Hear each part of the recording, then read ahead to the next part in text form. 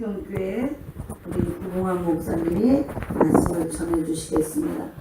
나오실 때 할렐루야로 환영하시겠습니다.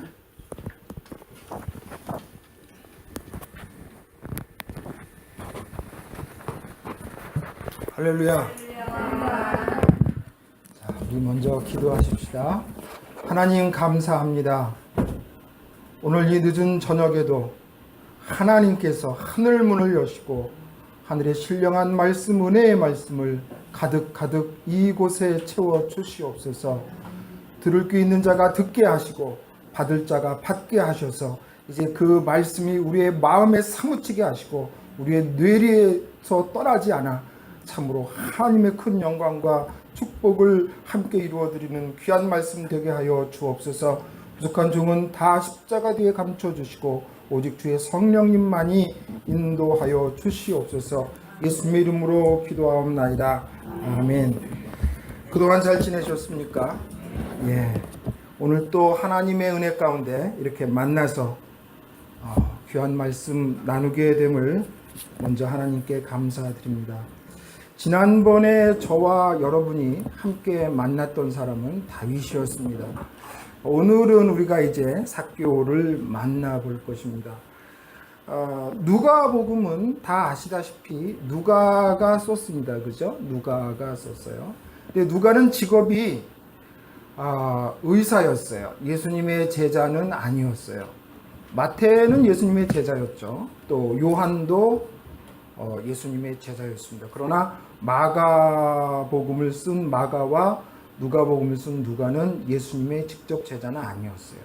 그러면 누가는 의사였는데 어떻게 해서 이렇게 예수님에 관한 기록을 남겼느냐? 사도 바울을 도왔던 동역자입니다. 특별히 누가가 우리에게 시사해 주는 점은 그의 직업이 특별하기 때문에 그렇습니다. 누가는 의사였어요.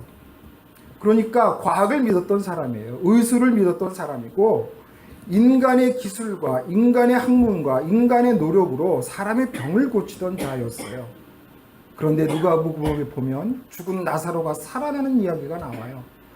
그 앞에 보면 여리고 근처에서 소경이 눈뜬 얘기가 나와요. 그뿐이 아니라 이 누가는 누가복음만 기록한 것이 아니라 그 다음에 나오는 사도행전도 기록을 했어요. 그러니까 누가복음을 특별히 우리가 더 가치 있게 보는 이유는 거기에 있습니다. 의사였죠. 알 만큼 안 사람이었죠. 공부할 만큼 공부한 사람이었죠. 얼마나 합리적이고 이성적이었던 사람일까요? 그런데 그가 하나님의 말씀을 받아들입니다. 그가 하나님의 말씀을 전합니다. 자기가 직접 본 거 아니에요. 자기가 예수님을 쫓아다니면서 했던 거 아니에요. 그저 사도 바울을 도와서. 그러니까 사도 바울은 그 선교를 할 때 본인이 직접 텐트를 지으면서 필요한 자금을 모으고 했어요. 그런데 누가는 그때 옆에서 같이 동역을 하면서 그 선교지에 가서 요새 많이 하는 의료 선교처럼 아픈 사람 고쳐주고 하면서 같이 사도 바울을 동역했던 자입니다. 사도 바울이 로마에 가기 위해서 예루살렘에 올라와서 옥에 갇히는 일이 말년에 일어났습니다. 그때 이 누가는 예루살렘을 떠나지 않고 사도 바울을 옥바라지 하면서 그때 예수님에 관해서 많은 자료들을 수집을 합니다. 기록을 남겨야 될 필요가 있어요. 그리고 예수님 승천하신 이후에 사도행전에 마가의 다락방의 그 놀라운 성령 오순절 역사를 친히 체험한 자들의 증언을 통해서 차근차근히 낱낱이 기록을 해서 우리에게 전해주고 있습니다. 그래서 누가복음과 사도행전의 분량을 합치면요 신약성경의 4분의 1이에요. 25%. 두 권밖에 안 되지만 25%는 돼요. 그러니까 가장 그 역사적으로 그 다음에 실증적으로 사실에 입각해서 물론 모든 말씀이 다 사실이지만 그러나 그 차근차근 아주 조리 있게 구성을 잘해서 전해준 것이 누가복음입니다. 저도 개인적으로 이 누가복음을 좋아하는데요. 누가가 의사였기 때문에도 그렇지만 우리와 입장이 같아요. 어떤 입장이 같아요? 예수님을 직접 보고 믿지 않았어요. 전에 듣고 믿었어요. 물론 주님은 말씀하셨죠. 보고 믿는 자보다 보지 못하고 믿는 자가 더 복이 있다고 하셨어요. 그렇죠? 누구한테 그 말씀을 하셨죠? 누구한테 그 말씀을 하셨죠? 물론 제자들이지만 어떤 일 뒤에 그런 말씀을 하셨나요? 예수님이 부활하셨어요. 제자들이 있는 가운데 왔어요. 그리고 또 지나갔어요. 그런데 도마는 그 자리에 없었죠. 그래서 두 번째 다시 오셨을 때 도마가 못 믿겠다고 그랬어요. 어떻게 못 믿겠다고 그랬어요? 예수님 손에 못자국에 손을 만져보고 옆구리 창자리에 내 손을 넣어봐야 믿겠습니다. 그랬더니 예수님이 자 확인해 봐라. 여기 손도 넣어봐라. 그랬더니 그때 이제 도마가 비로소 나의 주, 나의 하나님이라고 고백을 합니다. 그러니까 그때 예수님께서 하신 말씀이 너는 나를 본고로 믿느냐? 보지 못하고 믿는 자가 더 복이 있다고 말씀을 하십니다. 그러니까 예수님의 그 제자들이 이제 사도잖아요. 그 다음에 그들의 말을 듣고 믿은 1세대 전도를 통해서 예수님을 믿은 1세대 크리스천이에요. 직접 제자가 아니라서. 그래서 우리와 같은 입장에서 이것을 우리의 입장에서 하나하나 설명을 해줍니다. 그래서 이 이야기들이 이렇게 이제 기록된 것을 보면 너무나 그 질서 정연해요. 오늘 읽은 그 19장 1절부터 10절까지도 가만히 들여다보면요. 1절, 2절은 서론에 해당합니다. 그리고 3절부터 8절까지는 본론에 해당하고요. 9절에서 10절은 결론에 해당해요. 그래서 내용을 보면 1절, 2절은 이렇게 되어 있습니다. 예수께서 여리고로 들어가 지나가시더라. 삭개오라 이름하는 자가 있으니 세리장요 또는 부자라. 자, 이런 이야기는 누구나 다 할 수 있는 이야기예요. 예수님이 지금 어디로 가십니다.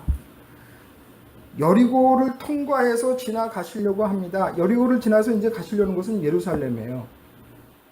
그런데 그곳에 삭개오라고 하는 사람이 있었습니다. 그 사람은 세리장이요 부자입니다. 이런 이야기를 해요. 이렇게 도입을 하면서 이제 그 다음에 그가 삭개오가 했던 일, 삭개오와 예수님과의 관계에서 벌어진 일들을 서술해 나갑니다. 그러다가 7절에 가면 이제 무사람들이 보고 수군거린다고 그래서 그 일에 대한 사람들의 평가가 또 거기에 들어갑니다. 사람들은 거기에 대해서 어떻게 반응을 하는지. 그리고 나서 8절에 삭개오의 그 사람들의 평가, 사람들이 자기와 예수님을 바라보는 것에 대한 삭개오의 신앙 고백이 나옵니다. 믿음 고백이 나오고, 그리고 그 신앙 고백에 이어서 이제 9절, 10절에서는 예수님이 이 삭개오 사건의 결말을 우리들에게 전해주는 말씀을 실어놨습니다. 그러니까 참 그 논리 정연하게 나오고 있어요. 그래서 기회가 되시면 누가복음을 한번 처음부터 차근차근히 한번 공부를 해보세요. 그러면 굉장히 많은 시사점을 얻을 수 있습니다. 마가복음, 마태복음과는 좀 관점이 다르기 때문에 우리가 이해하기 참 쉬운, 그리고 더 우리에게 설득력 있게 다가오는 그런 복음서입니다. 그래서 오늘은 하나님의 말씀을 통해서 모든 말씀이 다 우리에게 은혜가 되지만 특별히 우리가 이해할 수 있게 잘 다듬어진 말씀. 그냥 갑자기 바람이 불고 광풍이 불고 기도했더니 불이 내려오고 솔직히 잘 이해 안 되잖아요. 그죠? 어떻게 그런 일이 있을까? 그런데 여기 누가복음의 말씀은 차근차근히 우리가 이해할 수 있게 단계 더 조목조목 설명해 주고 있습니다. 그래서 결국 여기서 하고 싶은 이야기는 무엇이고 누가가 우리에게 전해주는 이야기는 무엇인지 하나씩 발견해 가보도록 하십시다. 자, 1절입니다. 예수께서 여리고로 들어가 지나가시더라. 예수께서 여리고로 들어가 지나가시더라. 여리고는 세상입니다. 여리고 하면 우리가 기억나는 것은 여리고로 내려가던 어떤 사람이 강도를 만나서 다 죽게 된 것을 선한 사마리아인이 고쳐주는 얘기가 떠오릅니다. 이 당시 여리고도 굉장히 무역항이고 세관이 있었다고 그래요. 그러니까 굉장히 좀 우리로 하면 예루살렘으로 가기 전에 여리고로 통과해야 되죠. 그래서 강도가 많았죠. 그래서 우리나라 현실로 비춰보면 인천이나 아니면 저 평택항 정도, 서울에 가까운 무역항, 이런 곳이 이제 여리고입니다. 자, 그곳으로 들어가서 지나가시더라. 그러니까 거기가 목적지가 아니었어요. 거기를 통과해서 이제 예루살렘으로 가실 예정이었어요. 그런데 거기에 삭개오라 이름하는 자가 있으니 세리장이요 또한 부자라. 삭개오라는 사람이 거기에 등장을 하고 이 사람은 세리장이고 부자다라는 이야기를 합니다. 삭개오라고 이름하는 자가 있으니 여기서부터 이제 좀 이상해지기 시작합니다. 왜 이상해지냐면요. 삭개오라고 하는 이름의 그 뜻은 순수한 자라는 뜻입니다. 순수한 자. 자, 순수한 자라는 뜻의 이름을 가진 자가 있는데 직업이 뭐예요? 세리장이에요. 자, 이 세리가 뭐 하는 사람입니까? 세금을 걷는 사람이죠. 요새로 말하면 세무사장이죠. 그런데 지금 이 당시에 이스라엘은 어떤 상황이었어요? 로마의 식민 지배를 받고 있었어요. 우리가 일본의 지배를 받고 있듯이. 그러니까 이 사람은 세금을 걷어서 로마에 바치던 사람이에요. 우리 식으로 얘기하면 세금을 받아서 일본에 주던 사람이에요. 그러니까 이 사람에 대한 유대인들, 이스라엘 사람들의 시각이 좋았겠어요? 나빴겠어요? 안 좋았을 거예요. 우리로 말하면 친일파예요. 매국노예요. 동족을 배반하고 적군에 서 있는 그런 자예요. 그런데 이 삭개오라 이름하는 자가 있으니 요거는 이제 우리말이 이렇게 표현되어 있기 때문에 조금 어감이 약한데 그 처음에 기록된 영어로 번역된 거나 아니면 그 그리스어로 된 성경을 보면 보라라는 말이 앞에 나와요. 자, 여리고에서는 누구를 봐야 돼? 삭개오를 봐야 돼. 여리고의 대표적인 사람 누구? 삭개오. 이렇게 이제 되어 있어요. 그래서 굉장히 이 삭개오를 강조하는 겁니다. 그러니까 지금 우리말로도 그런 의미는 충분히 담겨져 있어요. 아니, 여리고를 설명하는데 예수님이 여리고를 지나가면 지나가지 왜 거기서 갑자기 삭개오가 왜 나옵니까? 그만큼 이 삭개오는 중요한 사람이기 때문에 그래요. 그러면 이 삭개오는 어떤 평가를 받은 자인가? 어디에 나와 있겠어요? 결론에 나와 있겠죠. 서론에서는 삭개오가 있습니다. 여리고라는 곳, 그런 특징적인 곳인 이 도시에 상업도 발달하고 무역도 발달한 곳에 있는 그곳에 예수님이 지나가시는데 삭개오를 만났습니다. 이 삭개오가 어떤 사람이기에 지금 소개합니까? 누가가? 그것도 의사가? 결론을 보면 알겠죠. 그래서 9절, 10절에 그 삭개오에 대한 예수님의 평가를 한번 먼저 보겠습니다. 9절에 보시면 예수께서 이르시되 오늘 구원이 이 집에 이르렀으니 오늘 구원이 이 집에 이르렀으니 이 사람도 아브라함의 자손이미로다. 자, 아브라함의 자손이라고 얘기를 해요. 아브라함의 자손이라고 표현하는 것은 유대인들이 자기들을 굉장히 자긍심을 가지고 선택된 백성, 선민, 이방인이 아니에요. 하나님의 백성이 아브라함의 자손이에요. 그렇게 말하는 자예요. 근데 이 사람에 대한 평가가 어떻습니까? 아브라함의 자손. 이 사람도 선택받은 자예요. 어떤 자였는데 자기들이 이 세리를 부를 때, 이 삭개오를 부를 때 어떤 자였는데 매국노라고 말하던 자예요. 그래서 이제 여기서 우리가 이 사람을 주목해야 되는 이유가 있는 겁니다. 자, 그래서 이 누가복음은 이 삭개오를 이해하기 위해서는 두 가지를 이해를 해야 돼요. 첫 번째는 세리장이라는 것, 세리를 이해해야 되고요. 두 번째는 부자를 이해해야 돼요. 어떤 시점에서? 그 당시 유대인의 시점에서, 관점에서, 또 예수님의 관점에서. 자, 그래서 세리에 관한 얘기는 어디에 나오냐면요. 그 앞에 18장에 나옵니다. 한번 18장을 열어봐 주세요. 한 장만 앞으로 가시면 누가복음 18장 9절에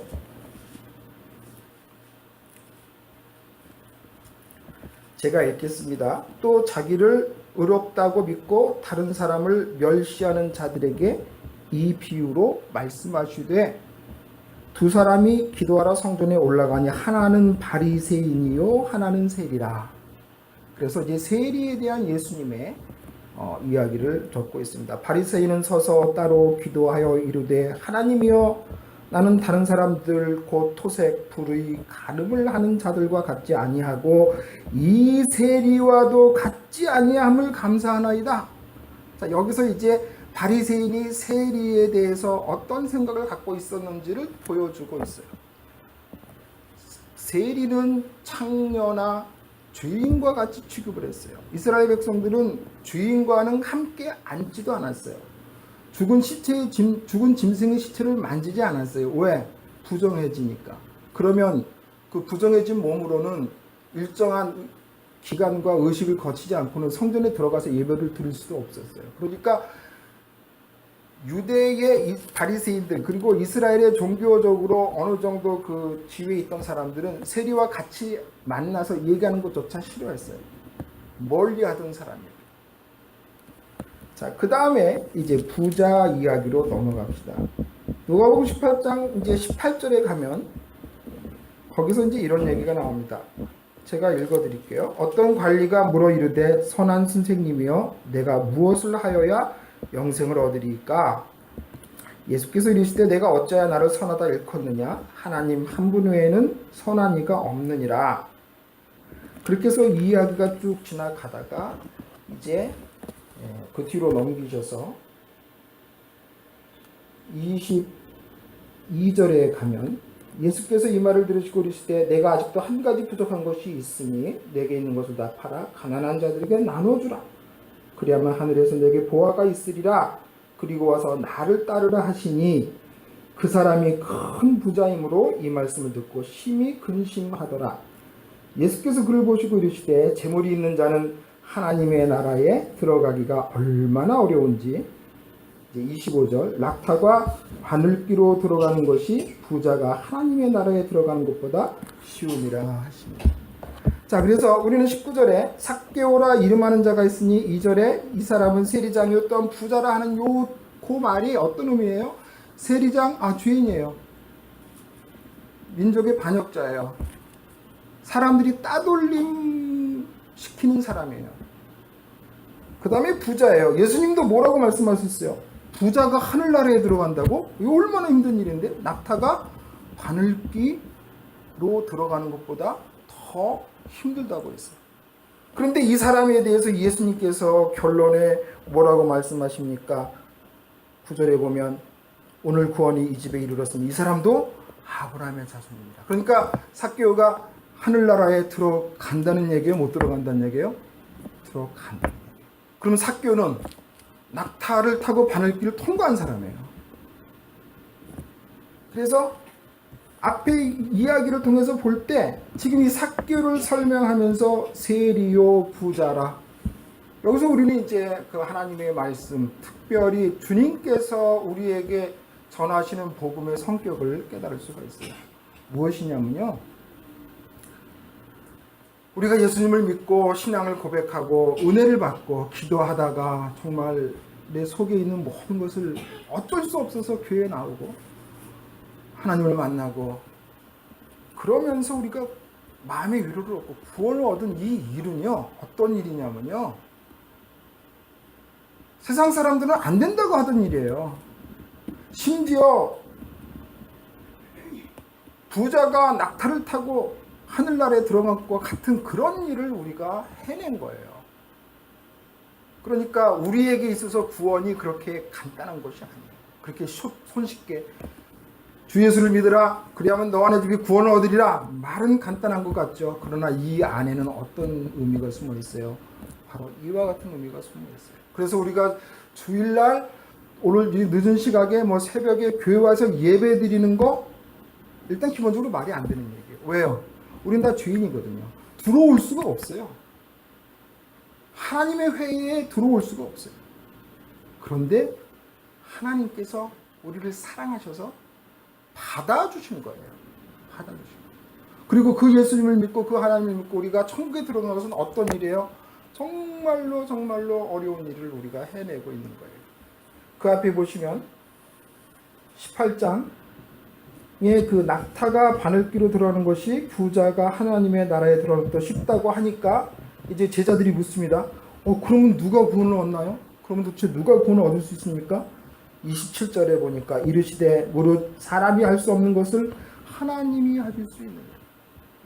그래서 여러분은 먼저 이 삭개오를 보면서 어떤 것을 떠오르셔야 되냐면, 내가 지금 여기서 예수를 믿고 하나님의 백성이 되고 자녀가 된 것은 내 힘으로 한 것이 아니다. 정말 어려운 일을 해낸 건데 사람이 한 것이 아니다. 사람이 한 것이 아니다. 혹시 나는 예수 믿고 구원 얻을래, 나는 이거 꼭 해야 되겠어 하고 작정하고 교회에 오셨던 분 계신가요? 어떻게 앞에 기도하신 권사님 교회 처음 어떻게 다니게 되셨어요? 아무 생각 없이 그냥 따라와서 하셨나요? 아니, 그러니까 처음에 교회 어떻게 나오게 되셨어요? 사연이 있어요. 사연이 있어요. 예, 다 사연이 있어요. 삭개오와 같은 이런 사연일 수도 있고 또 다른 사연일 수도 있고, 정말 교회 오지 않으면 안 되는 그런 사연들이 다 있습니다. 그 가운데서 우리가 하나님의 복음을 듣고 하나님의 나라의 백성이 된 것이 그만큼 어렵고 힘든 일이라는 것을 여기서 말을 해주고 있습니다. 그런데 이 삭개오는 아시다시피 뒤에 가보면 하나님께 엄청나게 헌신을 합니다. 재물의 반을 다 팔려서 가난한 사람에게 나눠주겠다고 합니다. 나눠주겠다고 합니다. 근데 우리가 전도해보면 알잖아요. 나가서 예수 믿으세요, 또 전도지 돌리고 하면 받는 사람도 있고 안 받는 사람도 있어요. 이게 우리 힘으로 되는 게 아니에요. 아니, 나는 고작 전도지 하나 준 건데 그것 때문에 교회 오고 회개하고 하나님 믿는 사람 참 많아요. 나는 한 거 아무것도 없어요. 근데 하나님께서 역사하시는 거예요. 하나님께서 역사하시는 거예요. 이렇게 하나님 앞에 쓰임받고 하나님 앞에 헌신하는 자들은 어떤 단계를 거치는지, 그가 무언가 그 마음에 믿음이 있었기 때문에 세상 사람들이 알지 못하는 그 믿음. 지난번에도 제가 말씀을 드렸죠. 믿음이라는 게 어떤 건데, 믿음에 들어가려면 어떤 과정을 거쳐야 되는지 이런 얘기를 했는데, 그 믿음의 씨가 요만큼이라도 있었던 자였기에 그가 하나님의 선택받은 자가 되고 하나님의 자녀가 되는 것입니다. 그래서 이 오늘 본문을 보면 3절, 4절, 5절 가면서 삭개오가 그 믿음을 점점 키우면서 예수님으로 향해 나아가는 과정이 잘 나타나 있어요. 어느 단계에 있든지 상관없어요. 내가 어느 믿음의 과정에 있든지 상관없어요. 결국 우리가 예수 믿는 것은 왜 예수를 믿습니까? 일단 내가 구원 받아야 되겠죠. 나의 가족을 구원은 시켜야 되겠죠. 그리고 주님의 지상 명령 복음을 땅끝까지 전하는 일에 동참해야 되겠죠. 그리고 내가 소속한 이 교회에서 하나님의 일을 열심히 봉사해야 되겠죠. 자, 그 봉사와 헌신이 무엇인지, 예수 믿고 봉사하고 헌신하는 것이 무엇인지를 삭개오의 이야기는 가장 잘 보여줍니다. 일단 3절을 보겠습니다. 그가 예수께서 어떠한 사람인가 하여 보고자 하되 키가 작고 사람이 많아 할 수 없어. 여기서 이제 헌신의 첫 단계가 나옵니다. 헌신이라고 하는 것은 우리가 주님께 우리의 가진 모든 것을 다 드리고 나의 시간과 생명까지 들여서 주님을 섬긴다고 하는 것은 일단 어디에서부터 출발을 해요? 예수님을 바라보는 것에서부터 출발을 합니다. 예수님이 누구신가? 삭개오가 예수님을 왜 만나고 싶어 했어요? 삭개오가 예수님을 왜 만나고 싶어 했을까요? 유명하니까요. 들려오는 소리가 예수란 분이 있는데 병자도 고친대, 죽은 사람도 살렸대, 물로 포도주를 만드셨대, 대단한 분이래. 자, 그 소리를 들은 이 삭개오는 그때 어떤 위치에 있었습니까? 돈은 많지만 이 돈이 어떤 돈이에요? 불의한 돈이에요. 그죠? 주변에서 모두 자기를 세리라고 비웃고 따돌림을 당해요. 요새로 말하면 왕따 당한 사람이에요. 그런 그가 예수님의 이야기를 들었을 때 예수님이 어떤 분인지 정말 알고 싶었어요. 그분은 일반 바리새인이나 종교 지도자, 선지자들과 달리 죄인들과 같이 식사도 하시고 멀리하는 자들을 불쌍히 여겨서 도와주시고 병 고쳐주시고, 그래, 그분이라면 나 같은 세리도 어쩜 잘 대해줄지 몰라.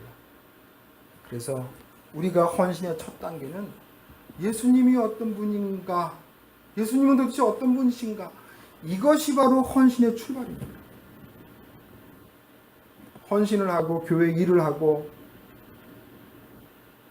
많은 성과를 내고 전도를 10명, 20명 해서 교회 많이 데려오고, 이런 모든 일의 출발은 어디서 시작을 해요? 예수님에서 출발을 해요. 그래서 잘못하면 내가 많은 공적을 쌓게 되면 어떻게 돼요? 예수님은 내 뒤로 잠깐 가 계시고 내가 앞장서게 돼요.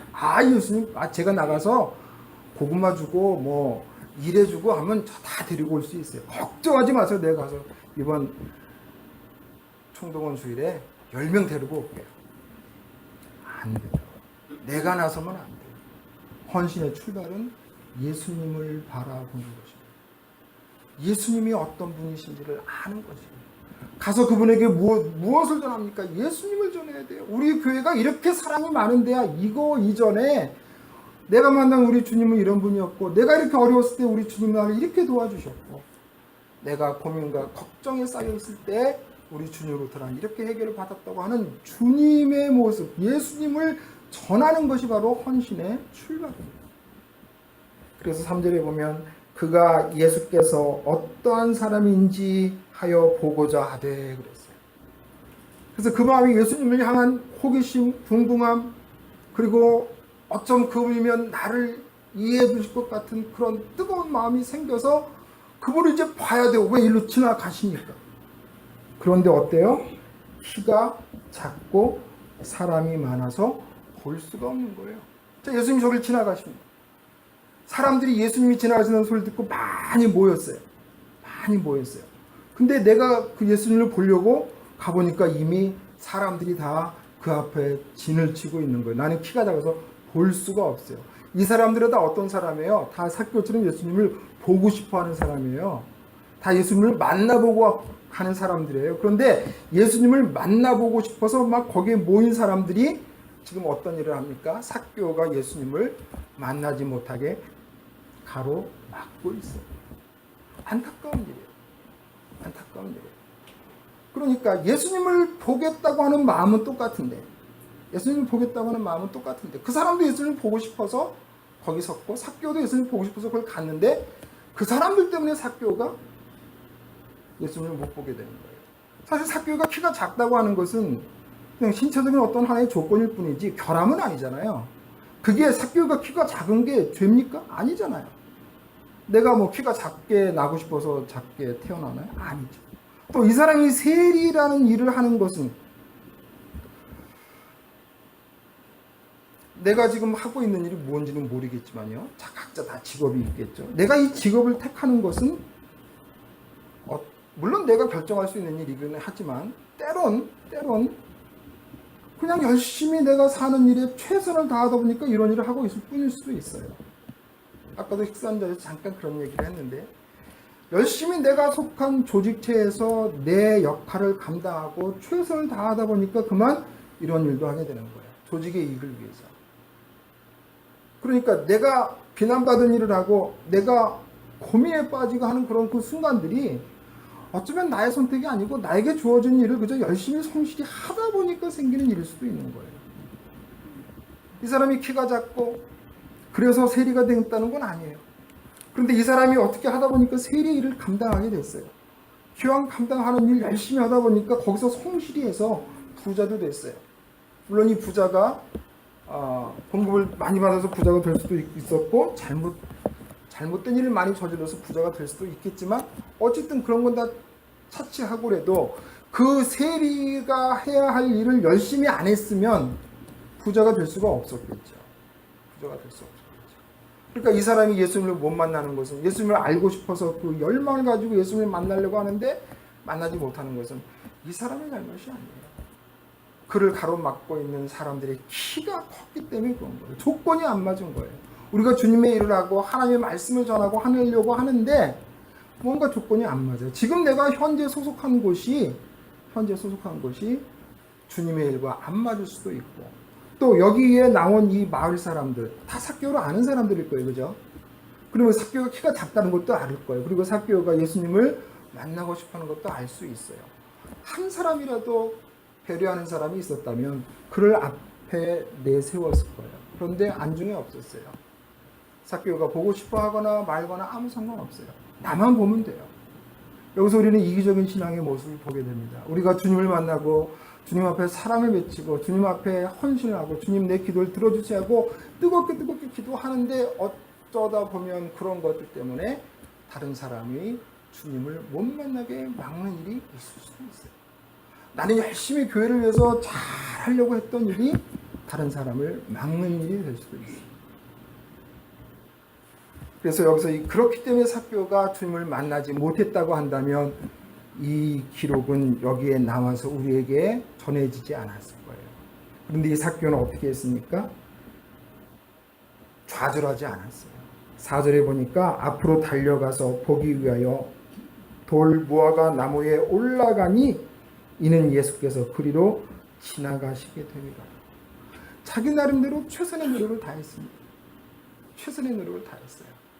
사람이 가로막아 이런 장애가 있어. 주님의 일을 하는데 조건이 안 맞아. 이걸 좀 하려고 했더니 누가 도와주지 않아. 그 사람들을 탓하지 않았어요. 거기서 그 사람들하고 싸우지 않았어요. 오히려 무엇을 파악했습니까? 예수님이 어느 쪽으로 가시는지를 파악했어요. 이 일을 놓고 하나님, 내가 이번에 어느 나라의 선교를 돕기 위해서 많은 재물이 필요하고 많은 헌금을 하기 위해서 작정을 하고 일을 감당하려고 하는데 사업에 어려움이 있고 힘든 난관이 봉착해 있어요. 그때 좌절하거나 하지 않습니다. 무엇을 살핍니까? 하나님의 길이 어디 있는지를 살핍니다. 예수님께서 어디로 가실 것인지를 살핍니다. 우리가 어려운 상황에 있을 때 하나님의 뜻이 어디로 풀려나갈지를 기도하면서 살펴봅니다.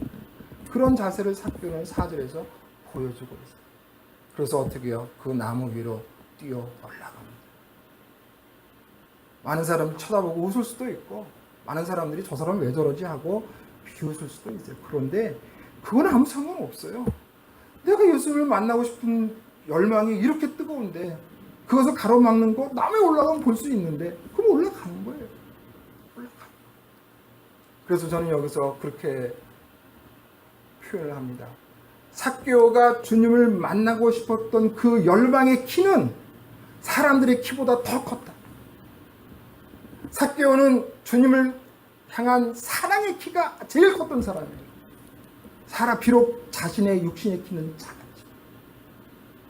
그래서 여러분들도 주님의 일을 하고 교회에서 또 주님을 섬기면서 목사님을 섬기면서 어떤 일을 할 때 어려운 상황이 부닥치게 됐을 때는 좌절하거나 실망하지 마시고 거기서 무엇을 하셔야 됩니까?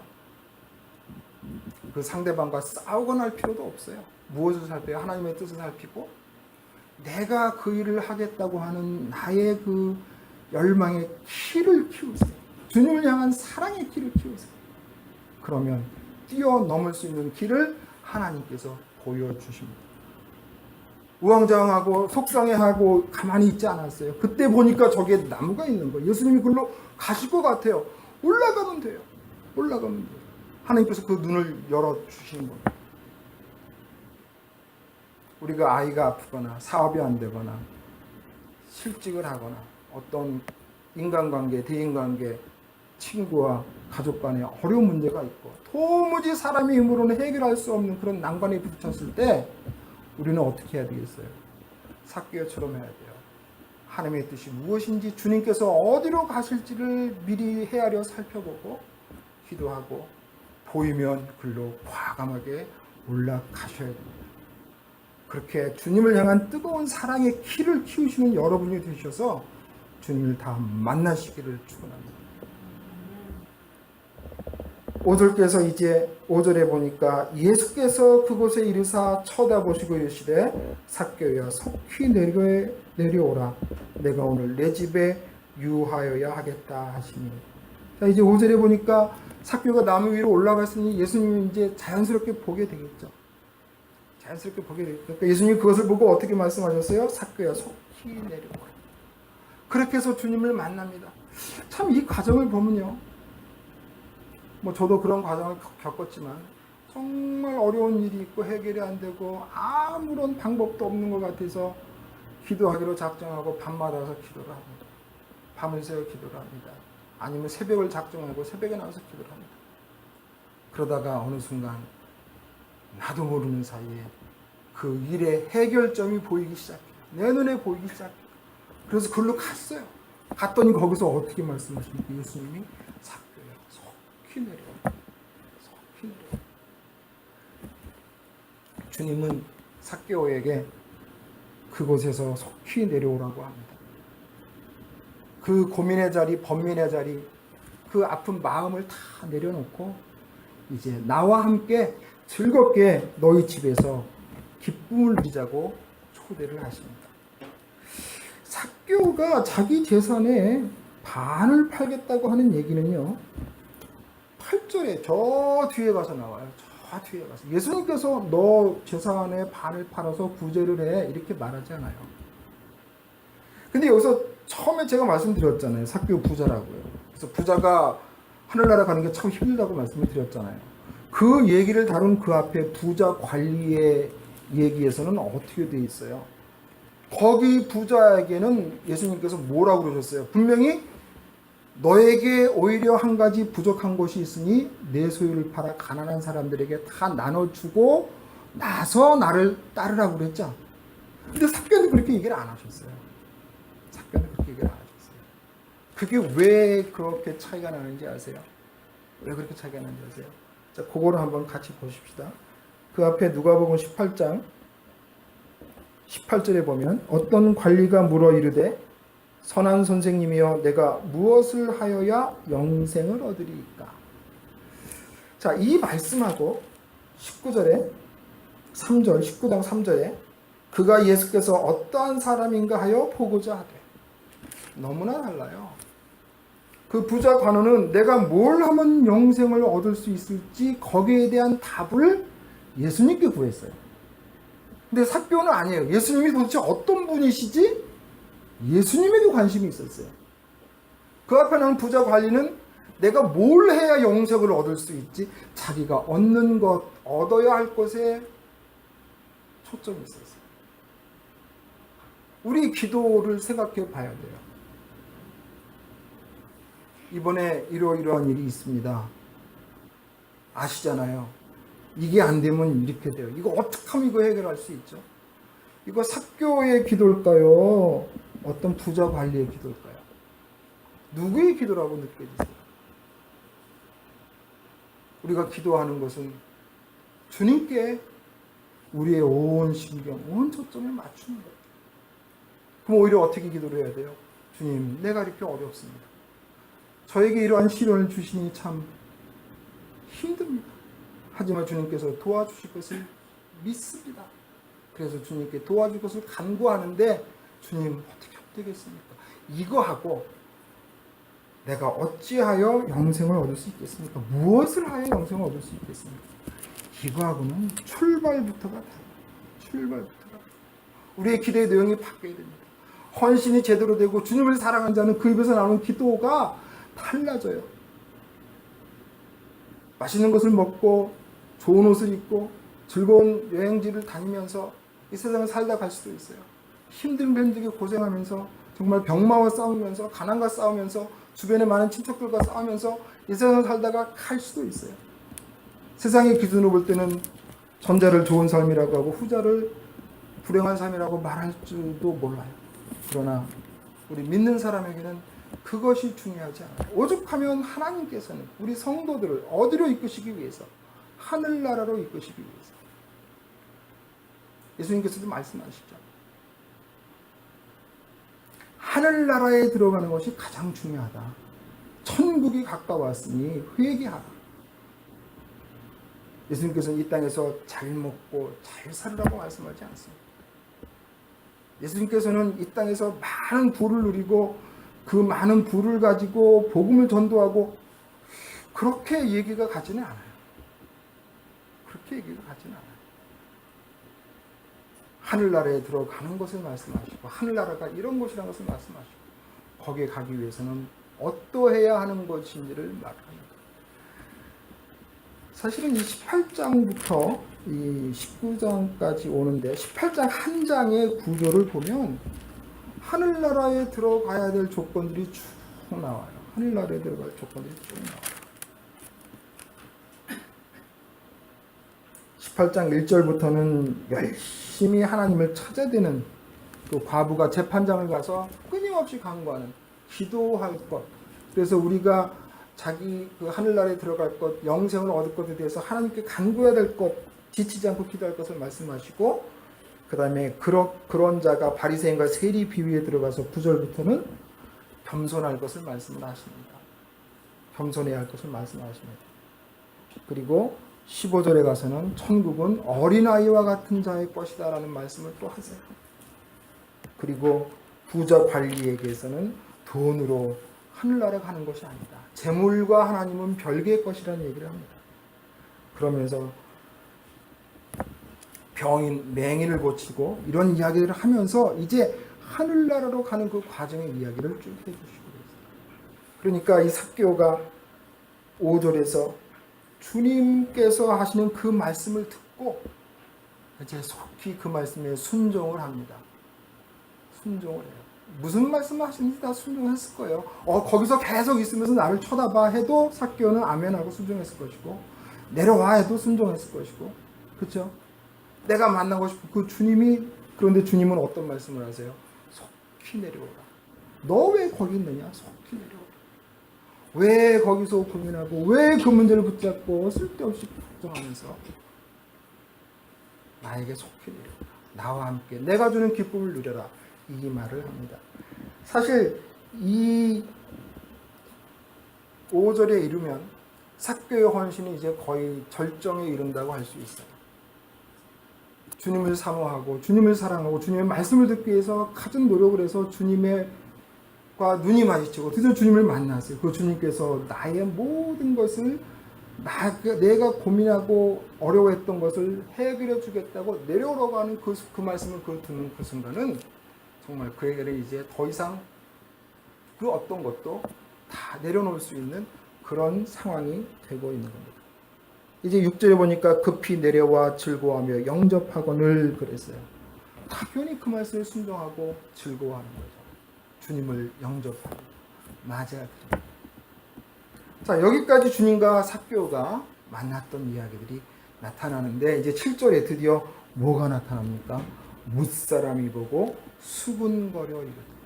우리가 주님을 만나서 기뻐 뜁니다. 주님을 만나서 즐거운 마음으로 신앙생활을 합니다. 교회 열심히 나오고 새벽에도 나오고 철야에도 나오고 주일날도 나오고 교회에서 어디 뭐 전도한다면 쫓아가고 다 합니다. 그랬더니 주변에서 뭐라 그래요? 미쳤다고. 무사람들이 뭐해요? 수군거려요. 사람들의 평가가 나오기 시작해요. 여기에 흔들리거나 넘어지면 안 돼요. 그런데 삭개오는 이 무사람의 수군거림에 대해서 어떻게 대처했어요? 거기에 대해서 뭐라고 말을 했어요? 그런데 이 수군거림의 내용이 참 중요해요. 삭개오더러 미쳤다고 하지 않아요. 여기서 보면 7절에 보시면 무사람이 보고 수군거려 이르되 저가 죄인의 집에 유하러 들어갔도다. 그러니까 예수님을 비난하는 거예요. 이건 요새 말로 하면 이런 거예요. 아니 교회 다니는 사람이 왜 그래? 교회에선 그렇게 가르쳐? 아니 예수를 믿으면 믿었지 왜 이렇게 유난스럽게 믿어? 예배를 드리러 가는 건 좋지만 집에서 할 일은 해야 되잖아. 그건 다 어떻게 하고 다 팽개치고 가서 뭘 어떻게 하겠다는 거야?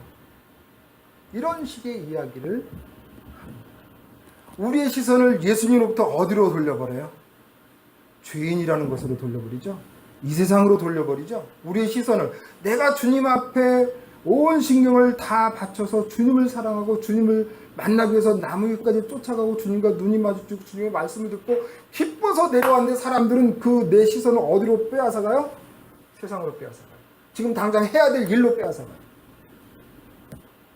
우리의 관심을 무너뜨리는 거예요. 우리의 중심을 무너뜨리는 거예요. 그러니까 8절에 삭개오가 뭐라고 합니까? 삭개오가 서서 주께 여짜오되 주여 보시옵소서 내 소유의 절반을 가난한 자들에게 주겠사오며. 여기서 제가 누가복음을 참 좋아하는 이유가 나와요. 삭개오 절대로 사람들한테 말하지 않아요. 사람들이 막 비난을 해요. 그죠? 사람들이 막 비난을 해요. 저 예수라는 사람 죄인하고 친구고 저러면서 무슨 구원을 지가 거룩한 선지자야. 그 말을 삭개오도 들었어요. 화가 나죠. 화가 나죠. 내가 죄인이고 내가 세리기 때문에 내가 사람들한테 비난받는 건 어쩌면 당연할지도 몰라요. 내가 그런 짓을 했으니까. 그런데 나 때문에 주님께서 뭐 하십니까? 지금 사람들로부터 비난을 받아요. 나 때문에 교회가 욕을 먹고 하나님의 이름이 세상 사람들의 입에 오르내리고 이런 일이 막 벌어져요. 나 잘못한 거 없는데. 그래서 때로는 우리는 어떠한 그 헌신의 자세에서는 어떤 것이 필요해요? 올바른 것을 올바르게 말할 수 있는 용기가 필요해요. 아니다. 주님께 말합니다. 이 삭개오가 주님께 내 재산의 절반을 팔아서 가난한 자들에게 나누어 주겠습니다. 그 말의 의미는 재산을 팔아서 직접 그렇게 하겠다는 의미도 되지만 더 중요한 것은 세상 사람들이 죄인이라고 말하는 또 그리고 세상 사람들이 그 죄인이라고 말하는 나와 함께 이야기하고 나와 함께 집에 머물러 들어간다고 하고 비난하는 그 예수님, 그 사람들이 하는 일이 무엇이냐를 보여주는 거예요. 그러니까 교회가 비록 세상으로부터 욕을 먹는 순간이 있고 비록 교회에서 하는 일이 중간에 잘 안 돼서 어려운 일이 있지만 그러나 그 일을 통해서 우리가 무엇을 나타내느냐, 여기는 이런 게 또 깔려 있어요. 세상의 기준과 하늘나라의 기준은 다르다는 게 깔려 있어요. 세상의 기준과 하늘나라의 기준은 다르다는 게 깔려 있어요. 어떤 누가 자기 재산의 반을 팔아서 가난한 자에게 나눠주겠습니까? 또 누구 걸 빼앗은 게 있으면 4배를 갚겠습니까? 한 2배 정도 갚으면 되겠죠. 그죠? 율법을 봐도, 이스라엘의 율법을 봐도 2배를 갚거나 아니면 10분의 1 더해서 갚거나 이 정도면 돼요. 그러나 삭개오는 그렇게 하지 않았어요. 삭개오가 지금 재산의 절반을 팔아서 가난한 자들에게 주겠다고 하는 이 의미는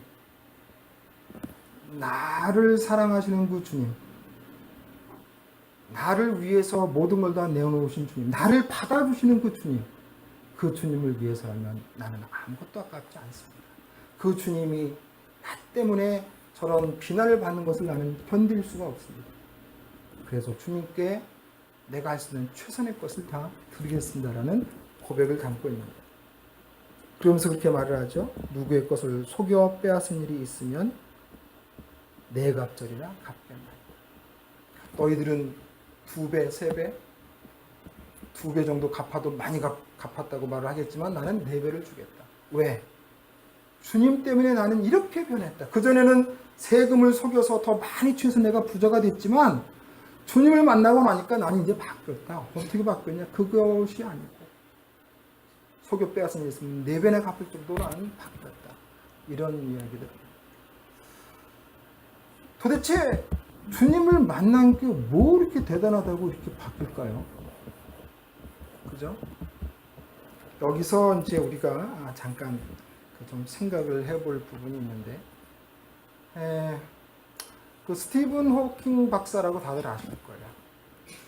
그 휠체어 타면서 강의를 한 유명한 그 과학자였죠. 얼마 전에 타계했죠. 근데 한국의 스티븐 호킹 박사라고 불리는 분이 있어요. 서울대학교에 이상목 교수라는 박사인데 이분은 해양학 박사예요. 서울대를 나오고 MIT 공대에서 해양학 박사학위를 받았어요. 그리고 2006년도에 그 서울대하고 MIT대하고 공동으로 지질조사를 위해서 그 데스밸리라고 하는 미국의 유명한 그 사막지대가 있습니다. 그곳에 탐사를 하러 가다가 교통사고가 났어요. 그래서 4번 경추가 눌렸어요. 교통사고 때문에. 차가 뒤집어져가지고. 그래서 이 어깨 밑으로는 못 써요. 그러니까 전신불구예요. 그러니까 이 어깨 위로만 말을 할 수가 있어요. 이 손도 못 쓰고 어깨 위로만 움직여. 밑으로는 움직이지 못해. 그런데 이분은 그래도 강의를 계속 다 하고, 그래서 한국의 스티븐 호킹 박사라고 불립니다.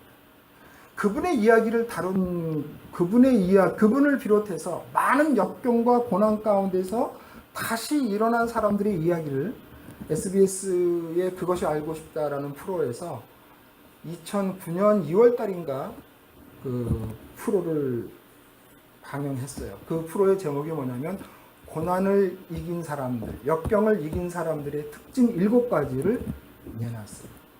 근데 거기에 어떤 이야기가 나오냐면요. 그 탄력 회복 지수라는 말을 합니다. 회복 탄력성. 그러니까 스프링을 이렇게 구부려 놓으면 다시 튀어오르잖아요. 사람에게도 그런 속성이 있다는 거예요. 사람에게. 이 심리학에서 이제 그 용어를 씁니다. 근데 이 탄력 회복성이라는 이런 개념을 심리학에서 찾아낸 연구가 이제 그 앞선 선행 연구가 있어요. 어떤 연구가 있냐면 1955년부터 그 해에 833명의 신생아가 태어납니다. 하와이의 한 작은 섬에서, 인구가 한 3만 명 정도 되는 섬에서 1955년도에 833명의 신생아가 태어납니다. 그래서 근데 그 당시 그 섬은 카우아이 섬이라고 하는데 굉장히 가난한 곳이에요. 지금은 이제 관광지가 돼서 잘 살지만 그 당시에는 굉장히 가난하고 그 섬에서 태어난 사람들은 할 게 없어요. 다들 그저 술이나 먹고 마약이나 하고 싸움이나 하고 그러면서 살아요. 그래서 그 섬에 태어난 것 자체가 이미 저주받은 일로 여겨지던 그런 섬이었어요. 그래서 미국의 심리학자들, 그 다음에 이 사회과학학자들이 대규모 팀을 만들어가지고 1955년에 태어난 833명을 추적조사하는 연구를 시작합니다. 종단 연구라고 하는데요. 그래서 그 사람들이 18살이 될 때까지 833명이 어떤 과정으로 살아가는지를 쫙 조사를 해요. 많은 학자들이 이제 일일이 그 탐문하고 조사하고 해서. 그렇게 해서 그 18년 동안 4권의 책을 발간을 해냅니다. 그 사람들이 어떻게 해서. 그런데 거기서 이제 그걸 기껏 해내고 보니까 뭐 별 그렇게 특별한 게 없어 보였어요. 그 연구의 결과가. 그런데 거기서 아주 위험할 것이라고 느껴지는 고위험군의 사람들이 200명이 있었습니다. 201명 정확히는. 그러니까 부모가 뭐 없거나 부모가 알코올 중독자거나 뭐 이렇게 해서 그 자녀가 더 위험해질 수 있다고 여겨진 사람이 201명이 있었는데 그 201명 중에 대부분 그렇게 됐지만 70명만큼은 올바르게 성장했어요. 70명만큼은 그런 악조건에도 불구하고 참 건실한 청년으로 자랐어요. 도대체 이 원인이 어디 있나? 무엇이 이들을 그렇게 올바른 사람으로 하게 했나? 그런 역경과 고난 속에서 다시 용수철이 튀어오르듯이 회복하는 탄력성을 가지게 했나? 찾아보니까 이들에게는 공통점이 하나 있는데 무엇이냐면 이들이 이 70명은 이 사람들이 무엇을 하든지 간에 그래 네가 맞아. 그래 네가 참 잘했어. 그래 너는 잘할 거야 라고 전적으로 신뢰하고 믿어주는 사람 한 사람이 적어도 있었다. 다시 말하면 그들을 이해하고 네가 어떤 상황에 있어도 다 받아주는 사람이 있었다는 거예요. 예수님이 여기서 그런 역할을 해주십니다. 삭개오가 올라갔을 때 너 왜 거기 올라갔어? 아니 다른 사람도 생각하고 너만 혼자 올라가면 어떡해? 이런 말씀하지 않으셨어요. 삭개오야 속히 내려. 왜요? 나 네가 왜 올라간지 알아. 네가 올라간 거 나 만나고 싶어서 그런 거잖아. 잘했어. 거기에 그 말에 그를 향해 지지를 보내는 예수님의 그 말에 삭개오는 다시 자기의 잘못을 깨달음과 동시에 올바른 자리로 돌아오게 되는 그런 놀라운 능력을 지니게 된 것이죠. 그래서 우리나라에서도 이제 그 이후로 그 회복 탄력성이라는 개념이 이제 사회에 알려지면서 어떻게 하면 사람들이 이 회복 탄력성을 좀 그 지수를 높일 수 있을까? 그러니까 옛날에는 IQ였잖아요. 지능 지수가 얼마나 높은가. 그러다 좀 지나서 이제 감성 지수, EQ라고 그래서 얼마나 EQ가 높아야 또 공부를 잘한다. 뭐 이런 얘기들이 많이 나왔잖아요. 그런데 이제 그 다음에 나온 얘기도 이제 이런 얘기였거든요. 회복 탄력성 지수를 어떻게 하면 높일 수 있을까? 그래서 그 후속 연구들이 이제 쭉 이어지는데 거기서 발견한 것이 그겁니다. 첫 번째는 이 회복 탄력성은 자기 조절 능력에서 나오고 그다음에 대인관계 능력에서 나온다고 말하고 있어요. 그런 연구 결과를 얻어냈고 그걸 잘하기 위해서는 첫째 긍정적으로 생각을 해라. 두 번째 늘 감사해라. 세 번째 운동을 열심히 해라. 그래서 그런 것이 지금도 서점에 가면 얼마든지 그 회복 탄력성에 관한 책이 있어요. 찾아보면 그것 말고도 뭐 여러 가지 얘기들을 많이 해놓고 있어요. 바로 여기서 이 공감하는 능력, 특히 대인관계에 있어서 가장 중요한 것은 공감하는 능력이 중요한데 예수님의 이 말씀, 삭개야 속히 내려오라. 내가 오늘 내 집에 유하여야 하겠다. 이 말씀은 바로 내가 너를 지지한다. 내가 너를 공감한다. 나는 너를 끝까지 붙잡아 준다. 우리 주님 그런 말씀 참 많이 하셨어요. 담대하라. 내가 세상 끝날까지 너희와 함께 하고 있으리라. 요한복음 보면 그런 말씀 얼마든지 많이 나와요. 근데 세상의 그 심리학이나 이런 그 행동과학에서도 찾아냈던 그런 이야기들을 우리는 이미 알고 있습니다. 긍정적으로 생각을 하고 감사의 생활을 하고 운동을 열심히 하고 그런 거 얼마든지 있어요. 어디에 그런 말씀이 나와요? 어디에? 데살로니가전서 5장 16절, 17절, 18절. 데살로니가전서 5장 16절, 17절, 18절. 한번 찾아보세요.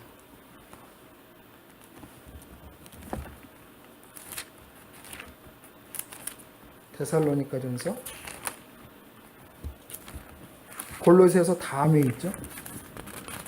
골로새서 다음에 데살로니가전서 5장 333쪽이네요.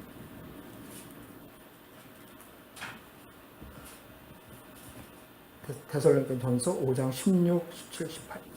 우리 한번 다 같이 한번 읽어보실까요? 자, 시작. 항상 기뻐하라. 쉬지 말고 기도하라. 범사에 감사하라.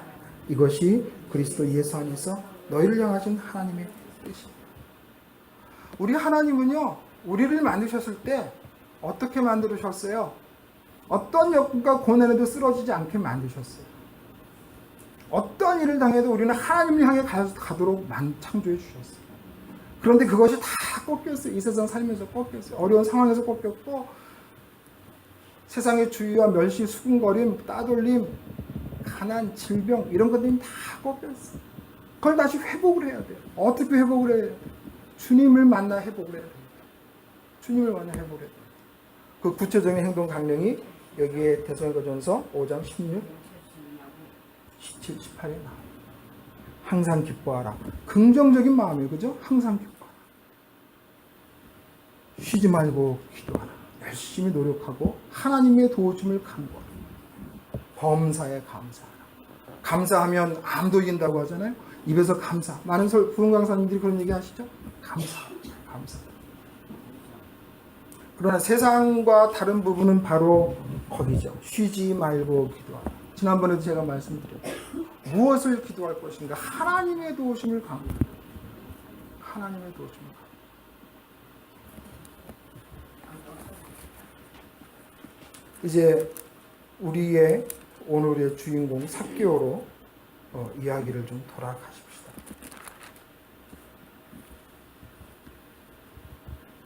삭개오는 주님으로부터 자기의 그 따돌림과 멸시와 잘못된 모든 것들을 주님의 그 한마디에 다 풀어낼 수 있었어요. 자신의 처지를 깨달을 수도 있었고 이제 주님을 위해서 봉사하는 것, 주님이 요구하시는 것은 아무런 어려움 없이 감당할 수가 있게 돼요. 그래서 8절에 말합니다. 내 소유의 절반을 가난한 자들에게 주겠사오며 만일 누구의 것을 속여 빼앗은 일이 있으면 내 갑절이나 갚겠나이다. 이것은 삭개오의 경우니까 이렇게 고백을 하는 거예요. 우리의 경우는 좀 다를 거예요. 그새는 제가 이런 일 저런 일 바쁜 핑계로 교회를 열심히 못했어요. 이제는 나와서 교회를 좀 하겠습니다. 라고 바꿀 수도 있고요. 제가 그 지난주에 저희 노회에서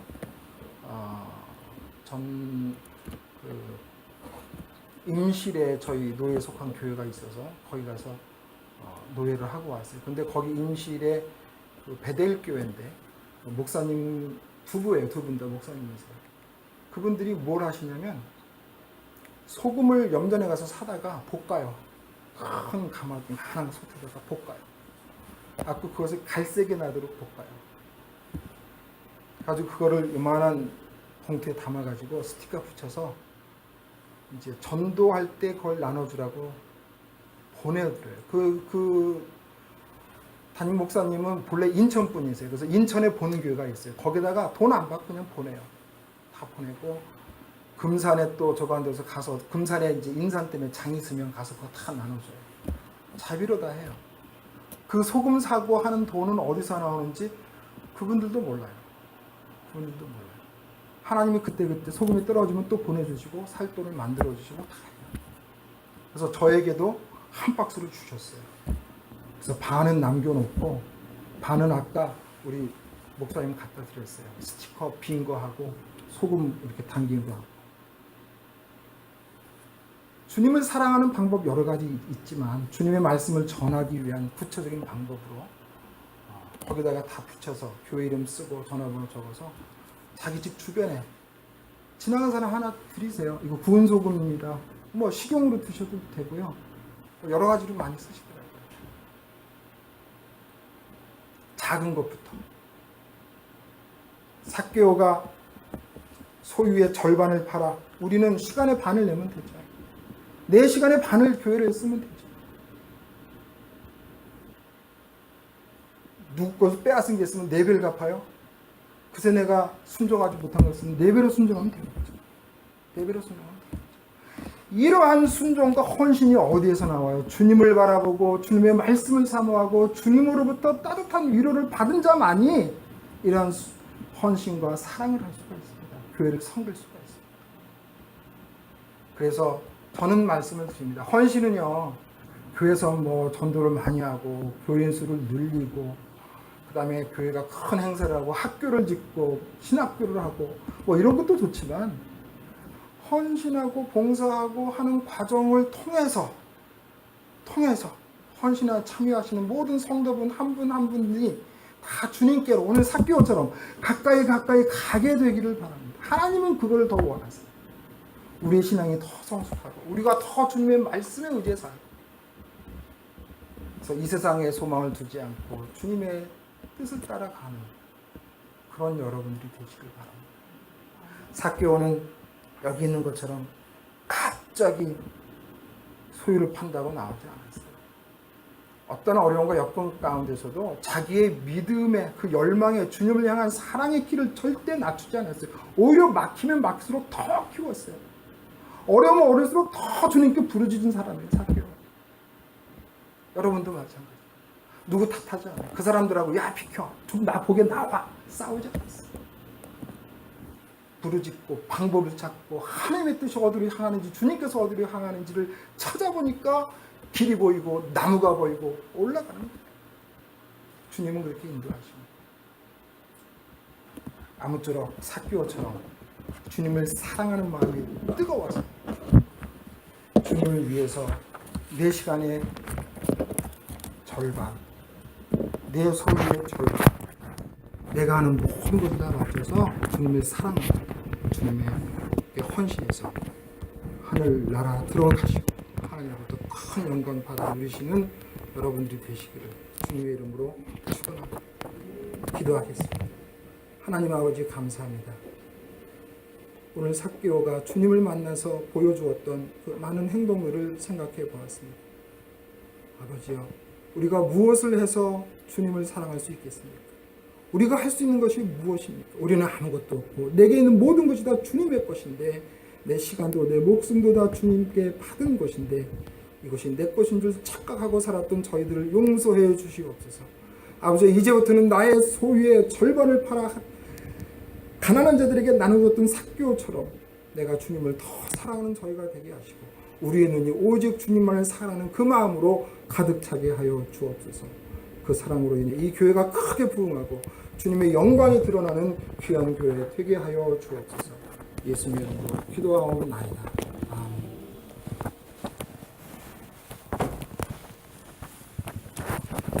많은 은혜 받으신 줄 예수 읽겠습니다.